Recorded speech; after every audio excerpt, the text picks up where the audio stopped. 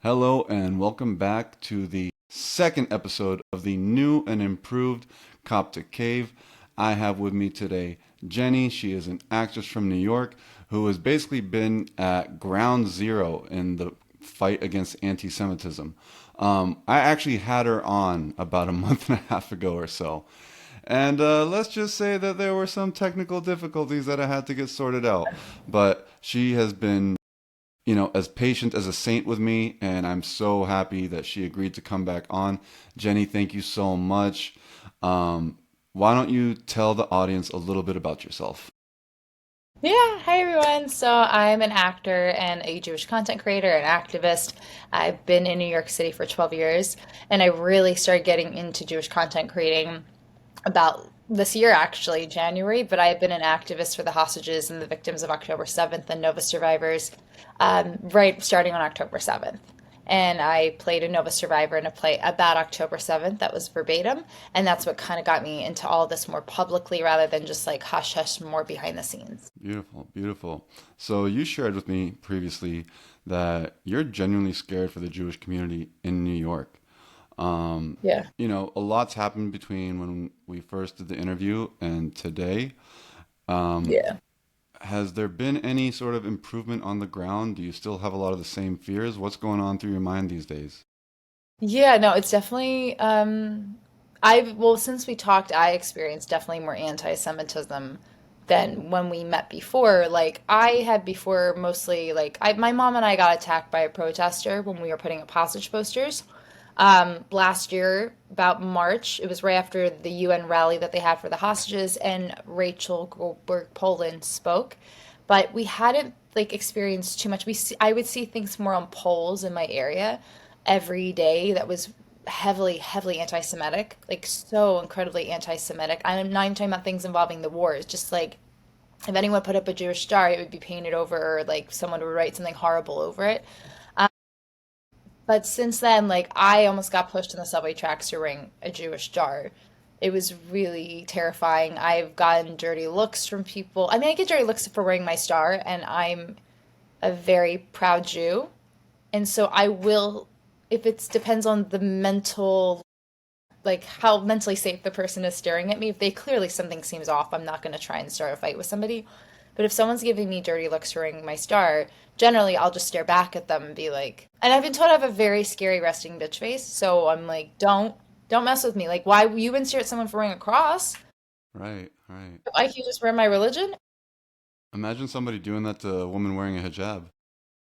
Oh my God, people would be outraged. They'd be like, how dare you? How dare you? But me, they'd be like, yeah, but like stabbing a victim. You're not the only one hurting in the world, which I have been told before also. Ugh, this is New York, New York of all places where this is happening. That's what's Yeah, so insane to yeah. me. Um, Yeah. I mean, you almost got pushed onto the train tracks. Yeah, it was like literally just absolutely terrifying. It wasn't until an MTA worker got involved, but this guy was so just anti-Semitic, had so much rage in him for whatever propaganda he's been seeing or bought into.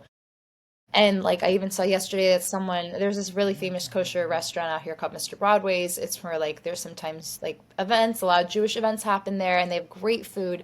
But a man wearing a kippah was leaving, and this guy took his kippah, threw it on the ground, spit at him, and then punched him in the face. And he has bleeding from his brain now, and that just happened yesterday in New York City.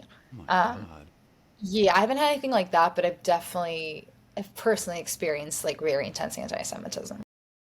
That is horrible. I'm so sorry, Jenny. Yeah. That is insane. That is insane. And I Yeah. mean, New York City right now, there's major political developments underway. There's a bit of Yeah. uncertainty there. Yeah. Um, I had on this, she was actually one of my first guests, and this was back when I was doing like Instagram lives, my friend Naomi. And she said herself, she thinks that the golden age for Jews in America is over. Do you see that being the case? Yeah. I mean, I think it's gonna take. So Sam, I'll just say Sammy Steigman, who is a very famous Holocaust survivor. He's an honorary grandfather to me, and he says it's going to take the Jews going through such extreme anti-Semitism that for the pendulum to swing back to somewhat normalcy that we were used to. I remember like a week before October 7th, I was watching A Small Light on Disney Plus, which was with Who Meep, Who Saved the Frank Family. And I remember sitting thinking, well, this is never going to happen. Like, my friends are going to hide me. Like, I know that, like, my people are going to hide me. And every one of those people I thought of while watching this show, all of them, I'm not friends with anymore, or they just never reached out. And they would see very publicly me saying, reach out to your friends. Like, you would, and I would talk very publicly also about what I had been through. So for me, like, there's the before October 7th and then there's the after. And I personally would never want to be friends with the people I knew before October 7th, the people I thought were my friends. But for me, the safety of just like, I can tell someone I'm Jewish without being like, oh, are you going to have a reaction? Like if I tell someone I do Jewish content, they want to connect with me on social media. I'm like, I always test to see is there going to be like a wince? Is there a reaction from me saying those words to you? So yeah, the golden age is way, sadly, way over. That's so sad. That's so sad. What do you think it is that gets people so swept up in this propaganda and this type of anti-Semitism? Do you think it's the media? Do you think, I mean, or social media? Do you think it's, what do you think it is?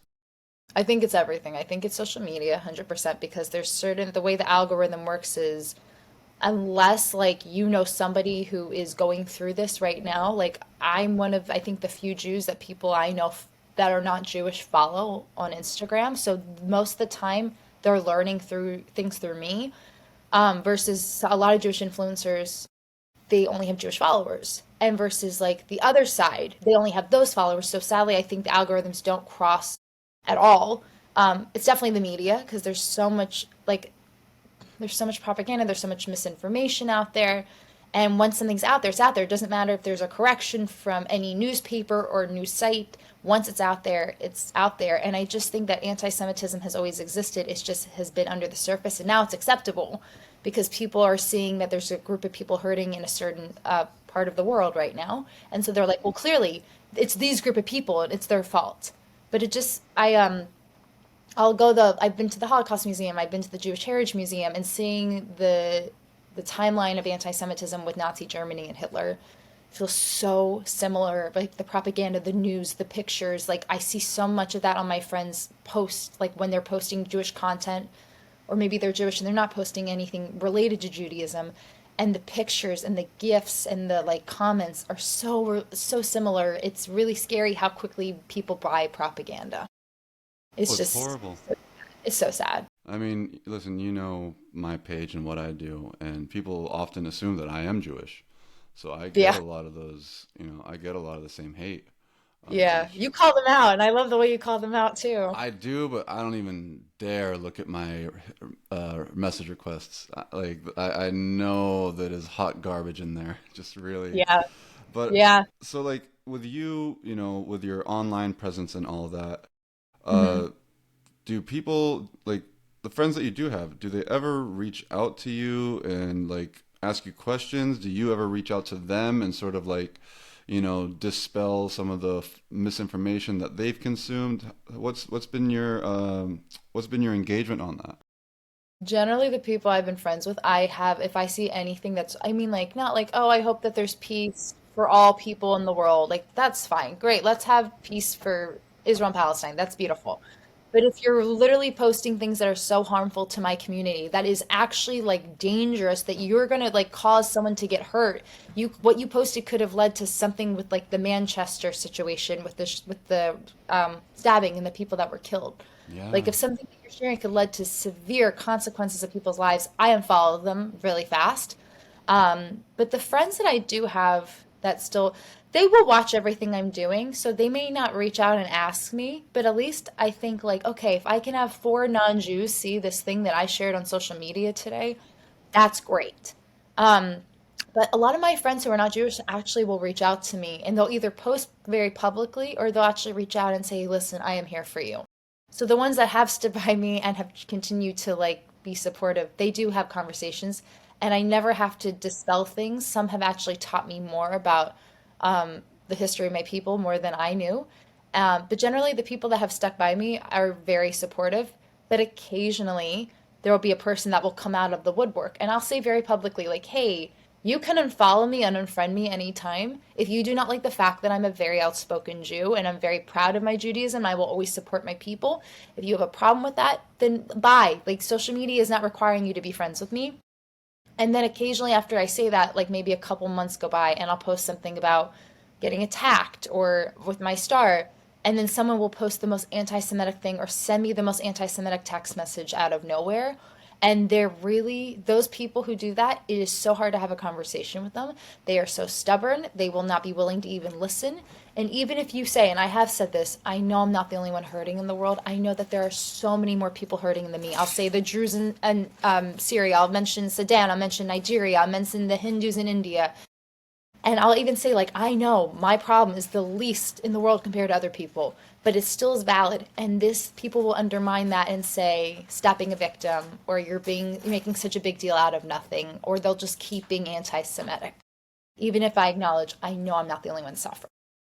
Well, that is sort of the hypocrisy of the entire situation is that, there are so many conflicts going on in the world, so many, but it's the one that involves the Jewish people that seems to draw at least 90% of the world's focus. I don't see college commencement speeches about Sudan or Darfur or Nigeria or any of these, crises going around the world that have a much worse human cost, by the way, Yeah, like much, much worse. yeah, But it's the one that you can sort of center the Jews with that yeah, sort of takes the attention of the world. And you're in a unique position, Jenny, because you're an actor. You're in a creative space, and you're in a space where, let's be honest, in America, the entertainment industry was sort of molded and made famous by American Jews. It's no yeah, secret. And, yeah, I'm thankful because I grew up with some great ass movies. yeah. You know, And it's not control Hollywood, because, like I say, we do not control Hollywood. If I did, I would have this would be an Oscar and not a water bottle right next to me. Just saying. But Jews had to start Hollywood because they couldn't get jobs anywhere else. So people kind of forget that. But yeah, sorry, I interrupted and you. that's a recurring theme in history that Jews will carve out niches because they couldn't get work anywhere else. Yep. They were always limited, like whatever the ruling class was, they would always tell the Jews, this is where you can work. And Yeah. then when they become successful in these fields, then they get scapegoated for controlling these fields. Where, well, if you Yeah. gave them a chance to do something else, maybe that wouldn't have happened. Yeah. Like, but Yeah. so how does that feel for you today to be in that creative space, and not just for you, but for other, Jewish artists and actors? It's really challenging, especially with, I mean, I generally will wear a Jewish necklace because I work with casting directors a lot, and casting has been like, even if maybe they're not on the same side with everything with me, they've been the most supportive. Like, I made a video posting saying thank you to all the industry people who when I was so scared about about possibly being in a play about October 7th, but I thought, screw it, if I don't work again, I don't work again. It's not happened. Like, I've dealt with networking before. I want to do what I believe in. And then when I started doing Jewish content, I got scared for my career. But I sent a video out to these casting people, and it was like a thank you for still believing in me, booking me on jobs. And I sent it to a lot of non-Jewish casting people, and they were all like, oh my God, of course, like your voice matters. You matter in our industry. So casting people have been amazing, but it has been so very, very isolating because I don't honestly feel safe unless I'm in an environment where I know I can be okay as a Jew. And I mentioned my necklace before, that I will wear it very openly, so that way people know, like, this is who I am. And if you don't like it, then too bad. But it's been, like, if I even say to somebody, hey, thanks for, it means so much to me as a Jew, you do this, they kind of, unless they're really on my side with things, they don't really know how to I've noticed handle that compliment. They'll be like, oh, yeah, yeah, of course, of course. Hmm. Yeah, yeah, yeah, sure, sure, sure. So it feels like I can't fully be myself like I used to in my industry because of that. Do you feel a lot of other Jewish people in your industry feel the same way? Not all Jews, but as Jews that support our ancestral homeland, 100%. Like, I'm in group chats with them, and we're all sharing articles or sharing things like, can you believe so and so did this? Can you believe this? But like, it's just a vent session because it's just so small. These are small, small, small group chats, but it's a place that we can feel safe as actors to also talk about, can you believe this industry person said this about the Jewish community? Like, very blatant anti-Semitism. I know so many people feel like they don't have a voice or they're too scared to speak up out of their own careers. I mean, those that have, I feel like they haven't faced so much backlash, but it's fear of who's gonna not hire me or fear of, when I get on set or on stage and I have to work with someone who makes a comment my way, like what am I supposed to do in that moment? Is something I personally think about all the time. Right. I mean, Yeah. you did bring up that you were in a play about Yes. October 7th. Would you Yeah. mind telling the audience more about that? Yeah. So it was a verbatim play. It was off Broadway. It was called October 7th. And most shows you have to go through a whole casting process. You have to audition and get a callback and maybe multiple callbacks to before you even book it. And this, I only had to submit. I got offered the night before the rehearsal process started, and the casting director just offered me straight out. She offered almost the whole cast to be in the project, and it was life changing. And it was verbatim of 14 survivors from the kibbutz and the Nova Festival on October 7th. And they were all interwoven. No one's stories really interacted with each other, but I became best friends with the person who I played, and we're still close to this day. And Wow. she made me a stronger person. Yeah. What, could you say that part again? Yeah, she made me a stronger person. Oh, oh, beautiful, Yeah. beautiful. Yeah. Yeah. And did I have to ask only because I just recently saw something a couple days ago where I think there was like this Israeli Philharmonic group that came to play in New York, and they were Uh, protesting out there, man. Like they were protesting, like, "Yo, the war is over. This is I thought y'all got what you wanted, the I, ceasefire." I, I witnessed it. I was there. You were there. I was Oh, there. wow, Jenny. Yeah, and I'm not a very quiet person when it comes to my people. So when I saw them and they had signs that like music notes are stolen, and so I had an empty water bottle, and so I was like, I'm Israel, I'm Israel, I'm Israel, hi, I'm Israel, I'm Israel, I'm Israel, hi. And I'm like, we were all laughing, and I was like, what are you doing? They all looked miserable, but all of us were like, what are you like? What are you doing? Get a life. What are you doing? We're not allowed to listen to music. Oh my God. Oh no. It was crazy. Also, again, they just look so depressed. They look so depressed being there, and we're all just like being like dancing and singing, and the music was beautiful, so they missed out. Oh, they missed out big time. It's just so like, how miserable do you have to take time out of your day to go protest people who are listening to music? It's music. Like, Yeah. you know my story, okay? Like, I used to be very hardcore pro Pally, right? Even when I was pro Pally, I was still listening to Kiss and Gene Simmons, and I knew all the stuff he said. Like, you couldn't get me to stop listening to Kiss. And for me, it's like, bro, music is music. Just let me enjoy my music. Sorry, No, you're good, you're good. like a really bad tickle. Yeah, I was expecting them to be inside. Now, did your production, the October 7th play, did it get Yeah. any stuff like that? Were there people protesting No. that? Okay, good. No, we were very lucky. We didn't get any hate. I think because we just flew right under the radar, so really it only stuck in the Jewish community. And I had some non-Jewish friends come to see it who actually said like he came to see it and I told him about well he was helping me tape for an audition and I told him about my play. I said, "Oh, you should come see it." And he's like, when I mentioned about October 7th, this was in May of last year, and he goes, "Wait, this October 7th? Like it's coming up in October? Like the event, like the horrible thing that happened was is coming up in October?" I was like, "No, it happened. It was last year." So he didn't really know anything about it, but after when he saw it, he said, "It really opened my eyes that this is a very complicated situation and then that's way worse than I ever could imagine and that the news is not really showing the truth of everything." But we didn't get protesters. We didn't have any like huge, we had some very accomplished actors like me and other people, but we didn't have any celebrities. And I think that's why it just flew under the radar. Like there are posters because it has a giant Jewish star on the poster, and I see them in my area, but they would be torn down because the Jewish star. But no one was like, "Oh my God, it's because it's a play about October 7th." I would definitely say it's the media not doing its job is definitely a factor. In August of 2024, I actually went to the Nova exhibit, and I remember walking around and I was like, holy crap, like the media didn't show 10% of this. Like they really Yeah. didn't. Like, and it was a tough walkthrough. Like you're walking through some really tough scenes, tough footage. Yeah. It's brutal. It's really like that's why like sometimes I'm not sure whether people are genuinely like evil, or they're just uninformed, or maybe it's a mixture of both? What do you think? I think it's both. I think that some is just misinformation, and I think it's just pure.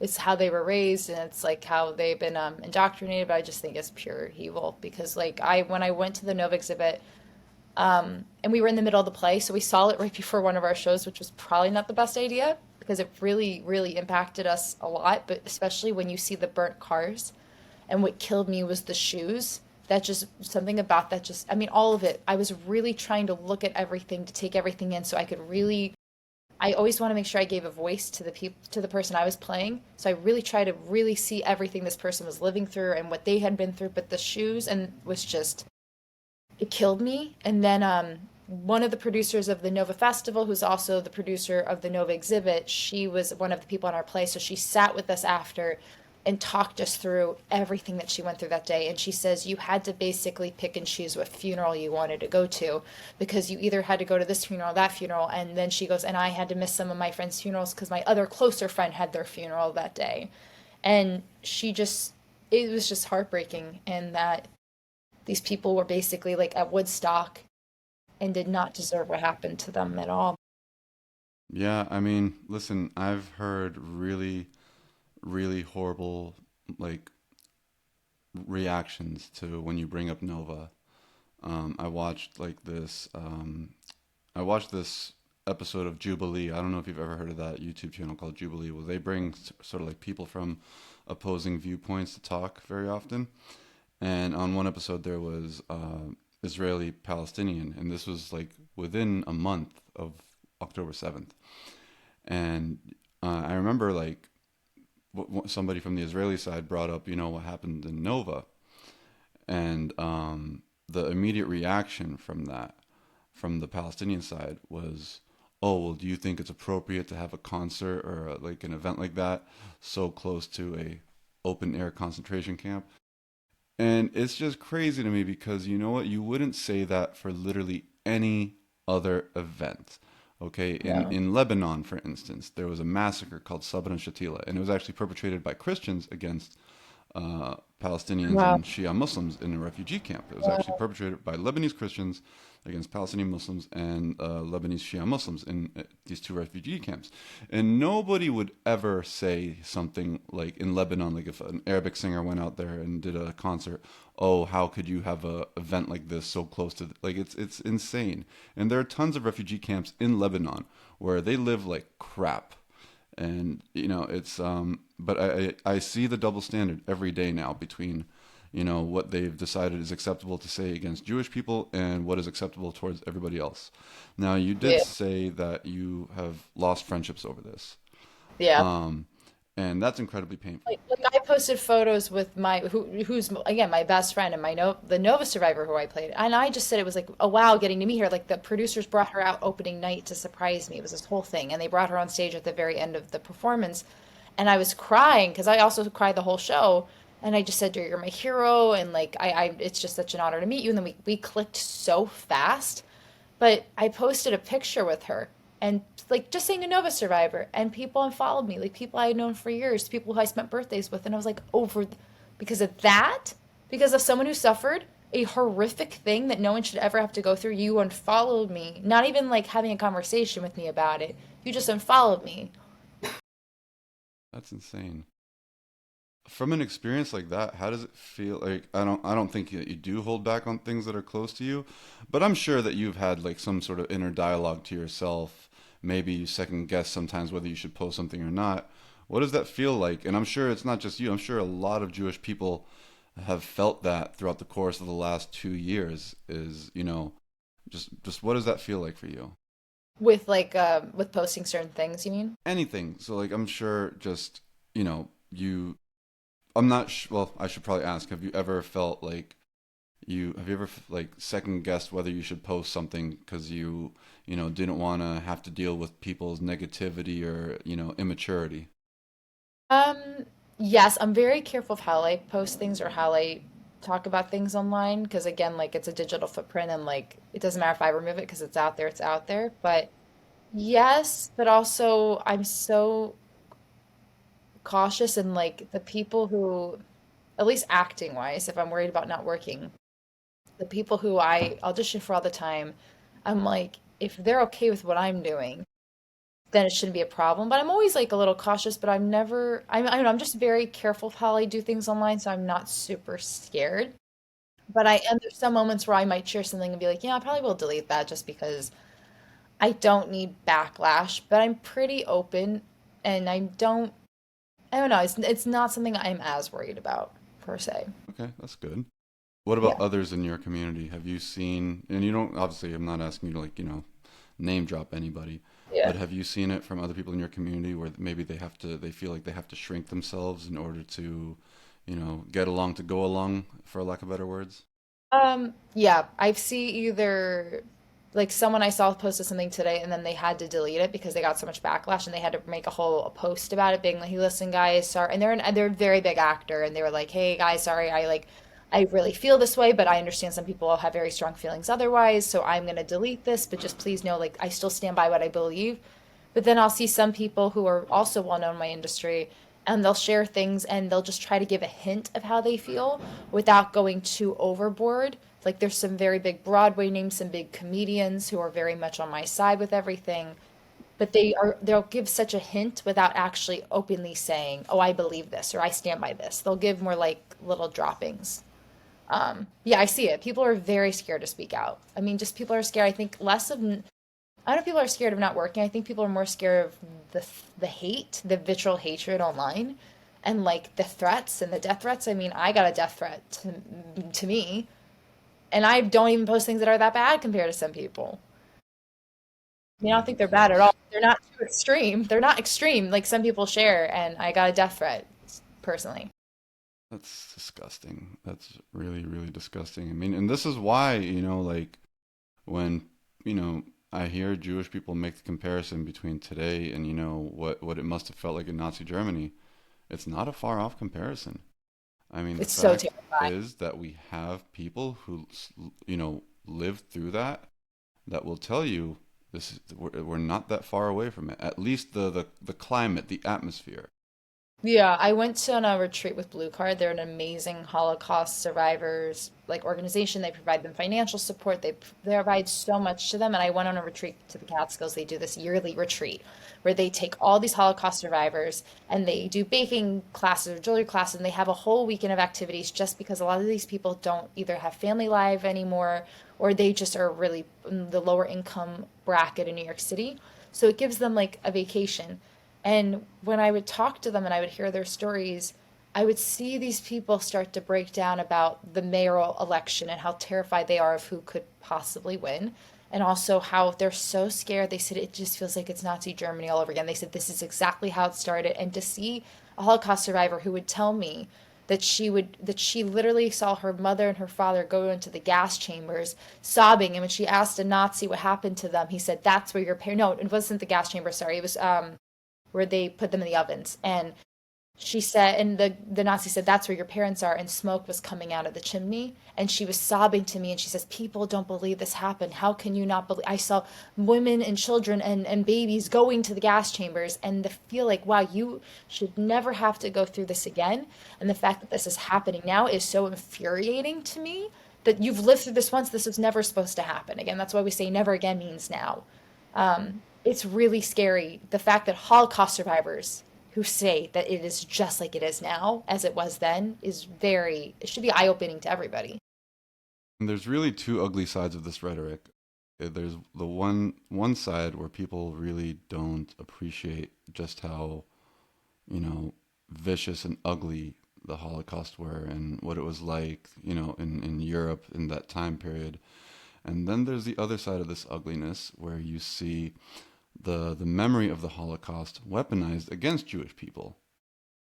And that to me is like, I've had like these debates with myself. It's like I don't know which one's worse, like the denial sometimes or the Holocaust inversion, where people try to weaponize Jewish, like the most painful parts of Jewish history against Jewish people with the Yeah. current conflict. It's Yeah. really ugly, and then that brings us to October 7th, which in and of Yeah. itself was the worst, attack and Yes. slaughter of Jewish people since the Holocaust.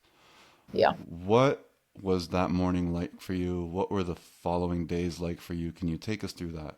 I know it's a tough Yeah. subject, but No, I don't mind. So I was watching CNN with my mom very early in the morning, and I saw the rockets start to go over, and I was like, my mom was like, "Well, they're getting attacked," and I was like, "Well, they're always getting attacked. So, like, what's different now?" And then I wake up the next day and I see something posted about October 7th, and I was like, "Wait, like, what's happening?" And then I think because I already was following certain people on social media, like Guy Natif, who's a very famous Israeli director, and because I was following him and following other people, that's how I kind of got more videos and then was able to find more accounts. But like, I was so in shock because I've always been a human rights activist. I've always I fought for gay marriage equality. I marched for it in DC. I've supported Black Lives Matter. I've supported all of these people. And so, of course, like when I see something like this happen, and I just watched literally a TV show about the Holocaust, it was like the nauseousness that I felt, and that the same day I see people that I just was hanging out with like less than a week ago posting about protesting against the victims of October 7th on their social media, and I was like, how can you not support what these people? And I posted on social media immediately, and people already were like saying karma's a bitch, you all deserve it. And while I'm worried about whether or not my family and my family friends are even alive, were they taken hostage, we couldn't reach people for days. Like we didn't know what was happening, my mom and I. And I have friends who really started to show their true colors very fast. Like someone was like sending me an anti-Semitic podcast, and I was like, "Are you? This is so." First off, rude, but just tone deaf. And I remember I felt like I had nobody. Nobody reached out to me. I felt so alone. And I had maybe two Jewish friends because I was really distant from my Judaism. Always Jewish, but just not very as religious as I am now. And I found out two of my actor friends were Jewish. I put us in a group chat together just so we had somebody. And then maybe I had five friends all of 2023 who were Jewish. And I really didn't have anyone else. I felt like I knew nobody. I felt so alone, and I was so um, upset about the hostages and about the women who were taken hostage from Nova that at one point I literally, I'm not even kidding you, started getting blurred vision because I was so stressed and I was so sick to my stomach, and just every day a new video was coming out. And I remember there's this video I watched of this little girl losing her parents in front of her, and it just ripped me apart. And I just couldn't understand why more people were not feeling any sympathy for these people. I'm Jewish or not, like there were non-Jews, there were Thai workers, there were Muslims, there were people that weren't just Jewish that experienced this. And I still don't understand. I remember like when we started putting up hostage posters and to see the pictures of the Bibas torn down, I couldn't, I'm like, how can you do that to a baby? Like this is a baby, and what they did to babies that day, and the videos what they did to the Viva's dog, like the dog, like watching a dog's life being taken on camera. And I even called up PETA and I was like, how can you not be angry about this video? A dog like literally was killed on camera. And the fact that people say it's not true when I literally witnessed it with my own eyes, it was live streamed for the world. It's infuriating to me still. Like it's still I bury everything down for trauma, but like it's just so upsetting to me. of course, Yeah. and that's something that I've heard from a lot of Jewish people.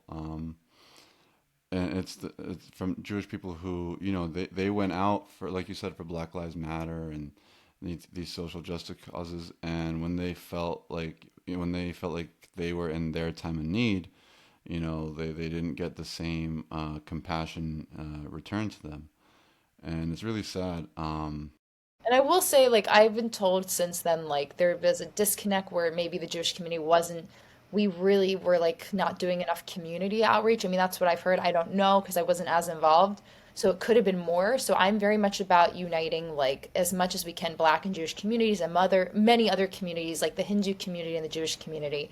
So maybe that's why, but still, like, I met someone who's a Jew who marched with Martin Luther King just like 3 days ago. I was at a party with him, and he marched. He's been supportive of the Black community since Martin Luther King, and it's yeah. I felt really sad to be like, wow, these people that we always stood by, sadly, and not just Black people, but like, and a lot of Black people have been supportive, but the communities themselves just felt more isolating. It's always the oddest when I see a community like the LGBT community, you know, Yeah. rally so hard against like what's like Israel and the Jewish community because it's like Israel's the only place in the Middle East you could live your life. Literally the Yep. only one. Trust me, as somebody from Yep. Egypt, that is the one country you got in the Middle East that'll treat you like a human being with Yep. dignity.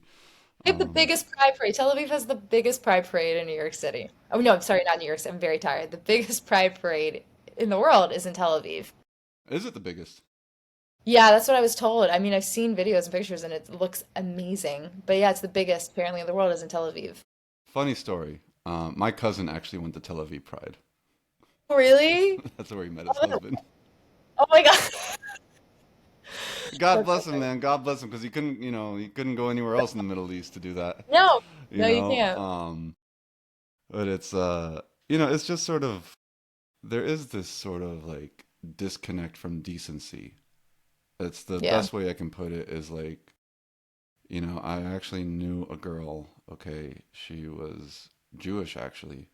She was even involved in, let's just say, a not completely legal business, okay, Okay, got you. Got you, got you. just, and, but she was super, super far left, and she supported Hamas and Hezbollah and the IRGC. And I remember there were times, and this was when I was pro-Pally, I would look at her and be like, ma'am, are you lost? Like, do you know what you're involved in here? Like, there is this disconnect where it's like they have so much of everything about themselves. Actually, not even everything about themselves. Everything that they think is moral and righteous wrapped up in this cause that it leads to them sort of disconnecting from their own better interests. And it's just a crazy time to be alive. I do want to hear more about Yeah. Sammy Stigman. Yeah, so I met him at a documentary about the Holocaust and we sat next to each other and he says, "You should come to my apartment. It's like I would love to show you. All my life is on all the walls everywhere." And so I did, and I always felt like my cousin was a Holocaust survivor and he would tell stories at the kitchen table, but I was more obsessed with like playing with my cousins. So I was like 9 when he was alive, and so I didn't know I should soak up everything he's talking about. He would talk about the numbers on his arm. There were so many stories he shared that I still remember glimpses of. Like hearing certain things, I still hold on to them as much as I can, what he shared. But I really regretted that I didn't hear more. And so then when I met Sammy and I went to his apartment, we became really close really fast. And he says, we went out to dinner one time a couple weeks after we first started hanging out. And he says, do you have any grandparents? And I said, no, they all died. My remaining grandparents died in 2020. It was really devastating for me. He says, well, would you like a grandfather? And I would, yes, I would love that. So he invites my mom and I to hear him speak all the time. He's the sweetest man. He's also in a movie with Scarlett Johansson, so he likes to say, "I'm a movie star now." But his story was that they experimented on him when he was, I believe, 1.5, um, and he was with his parents, but he's in chronic pain because of it. But you'll never see it on his face. And his slogan is "Do it." Like it's important that we keep speaking out, and it's important that we keep talking. But he wants to make the most of his time, and he doesn't do it for money. He just does it because it's very much what he believes in. But he's like such a special, special part of my life, and I'm so honored to know him. That's awesome. That's Yeah. awesome. I mean, it's it's really important that we keep those stories alive. Yeah. It's really important because we see how quickly people forget. Yeah.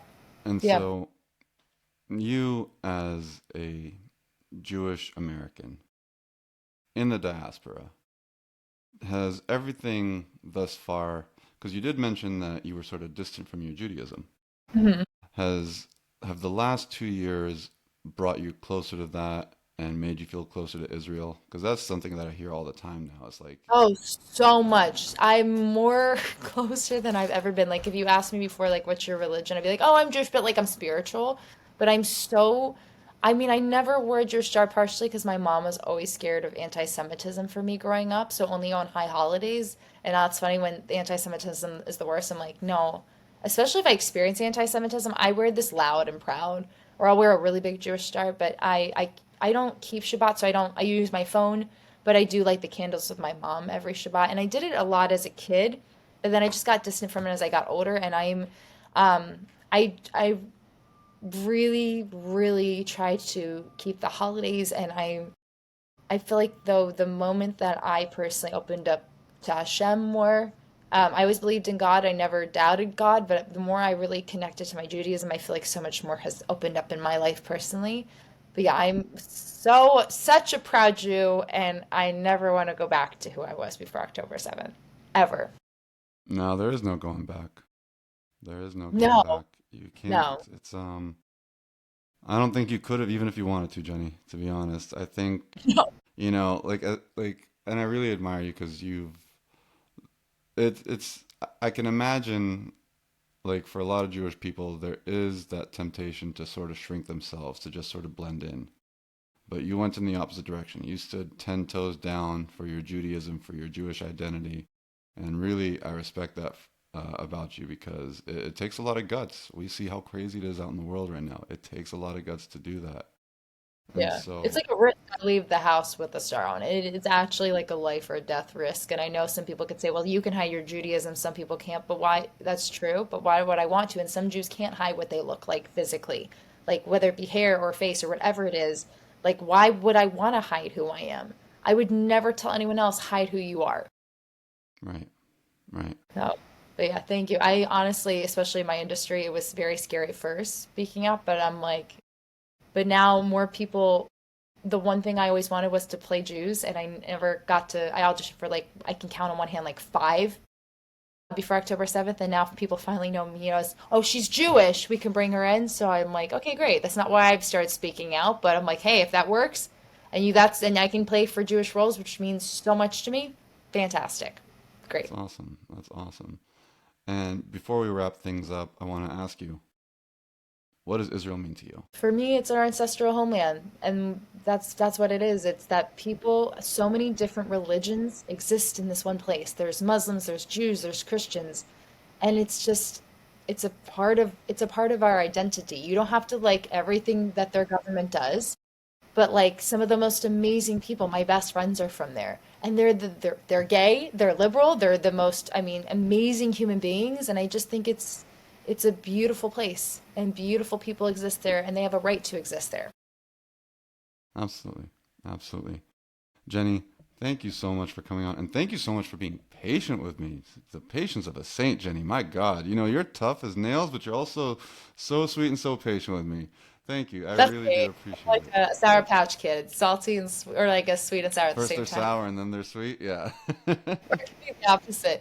Basically, don't mess with me as a Jew. There you go. Oof. Thank you. Some chills up my spine. Right. All right. Well, that does it for tonight, guys. Once again, this is Jenny, Jewish actress from New York, standing 10 toes down for her Jewish identity. I recommend everybody do the same no matter where you are. I'm Israel Chai. There we go. I miss Rahai.